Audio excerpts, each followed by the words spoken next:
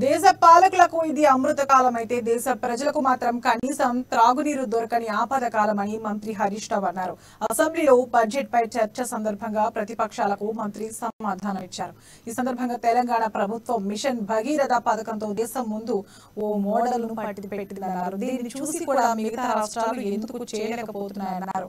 పేదలకు అధిక భాగం నిధులు బడ్జెట్ లో కేటాయించినట్లు పేర్కొన్నారు. సావధానంగా వినడం జరిగింది అధ్యక్ష.